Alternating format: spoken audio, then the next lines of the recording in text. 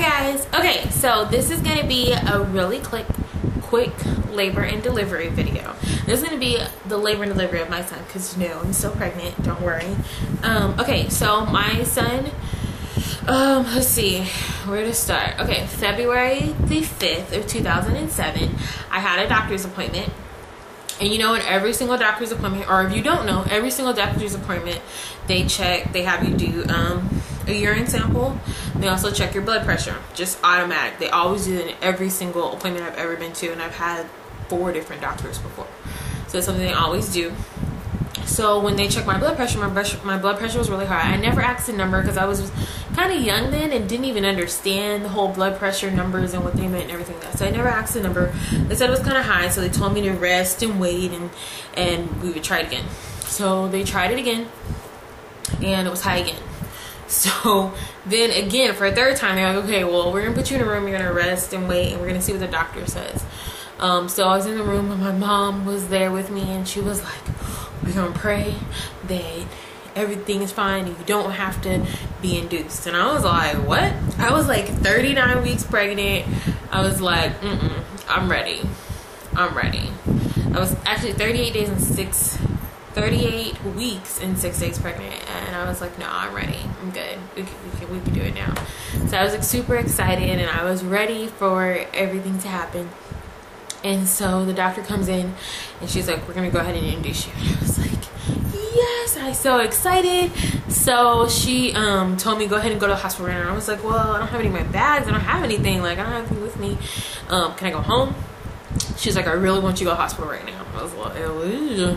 So we went to the hospital right after that. My mom went home and got my bags. I got checked in and registered and everything like that. And they gave me my IV, gave me my, what did they give me? They gave me magnesium sulfate, and they also put me on Pitocin. Now, the little thing for the Pitocin, didn't know anything about Pitocin back then, but what I know now is that it ranges, it can go anywhere from 0 to, I believe, 30 is what it can go to. 30. Correct me if I'm wrong, but I want to say it's 30. 0 to 30 is what the little number of the amount of Pitocin that they're giving you, you know, every minute or second or whatever. I don't know how it goes. I'm not a medical person. I don't know. I do hair, makeup, that's me, but medical stuff I don't really know all too much. So they had it on 18 to start off with, and it was on 18 for a while. The doctor told me that she was going to come in the next day and break my water. So 10 o'clock came, and I was like, oh, I'm tired of being in here, because it was 5 o'clock that afternoon that I got admitted. So I've been in the bed since 5 o'clock that afternoon. So when 10 o'clock the next morning came, I was like, okay, I'm ready. Go ahead and let's, you know, break my water. Let's get stuff going. Let's hurry up. Let's do this. And she didn't come. So 11 o'clock came. No doctor. I was like, where's the doctor at?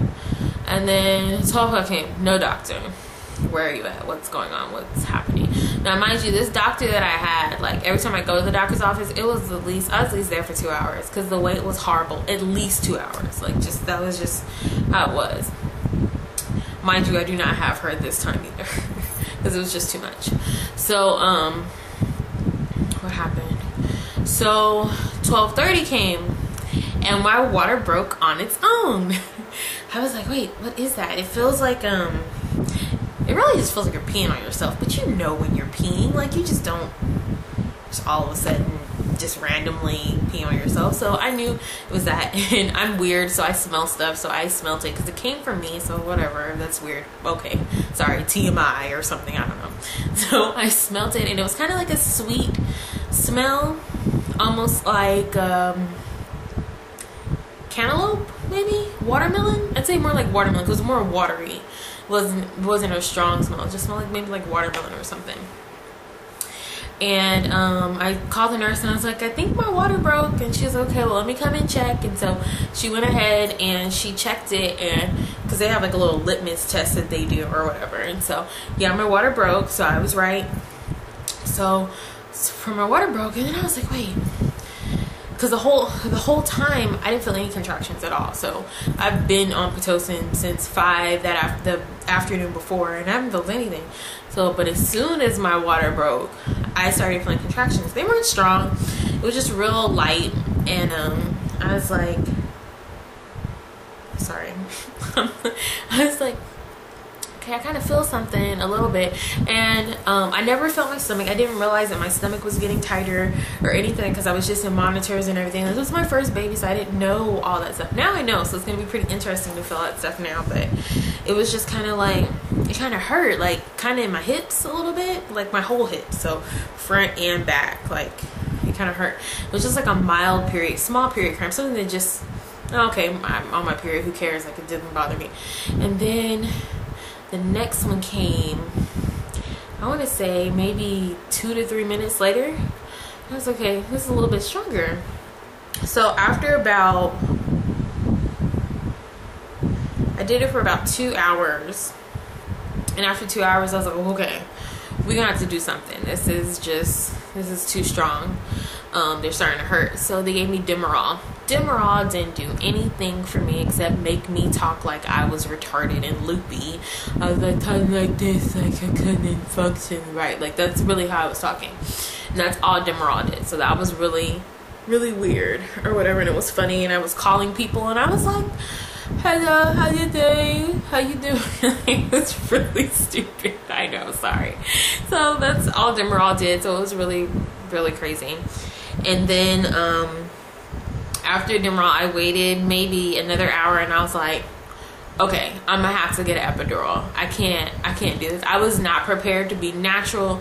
It was something that I had wanted to try to do, but I didn't prepare myself for how bad it was gonna hurt. And it hurt. I was holding on to the bed post just crying.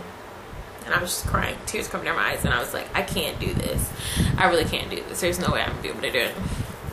This time though, I'm determined. I'm not getting epidural.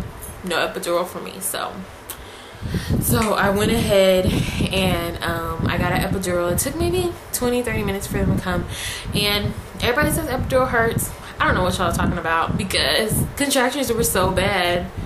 If it did hurt, I don't remember. I don't know. I didn't feel it. Like, I don't even remember having a contraction where they were putting it in. It was just kind of like, okay, they're doing it, and that's it. And that's all I remember. And within 15 to 20 minutes, I didn't feel anything from the waist down. I could still move my legs though, but I just wasn't in pain anymore. Like, I was good. I was great.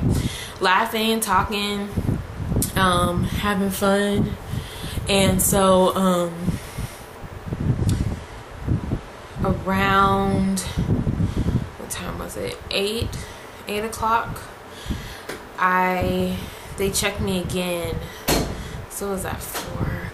So I was progressing. I progressed pretty quickly or whatever. Around 8 o'clock, they checked me again because I started to get like rectal pressure.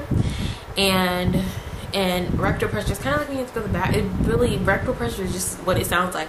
I had to go to the bathroom. And so I went ahead and told them. And they're like, okay, it might be time. So they checked me. I was 10 centimeters dilated. I was fully effaced. I was ready to push. So I was like, oh, okay, this is exciting. And she was like, okay, let's do some practice pushes. And they do like this thing where you just push kind of or whatever. And I was like, okay, I'm pushing, you know, or whatever. And I pushed. Pushing made the rectal pressure go away, which was so great because it was so irritating to have that rectal pressure. So I would push, and it felt so much better to push, and so I didn't want to stop pushing. She's like, okay, you can stop if you want to, or you can keep it on. So I kept pushing. I was like, I'm not stopping because it feels so much better. Like, I don't want to have the rectal pressure, but you can't deliver until the doctor comes in. So the doctor finally made it in, and within 20 minutes the baby was out. I really don't remember pushing on that part that long. Once the doctor got there, I pushed 5 times and my son was born. It was the best experience ever. I was so excited. And the kind of stinky thing that happened though after I had my son is everybody left the room, and because I was on magnesium sulfate, I couldn't get up. I couldn't be in the room with the baby alone. The only time that I could be in the room with the baby alone is when I was feeding him, because I did breastfeed with my son. I breastfeed him until he was 9 months. I would have kept going, but I went back to work, and pumping was just weird to me. Number one, it hurt because I think my breasts, the nipple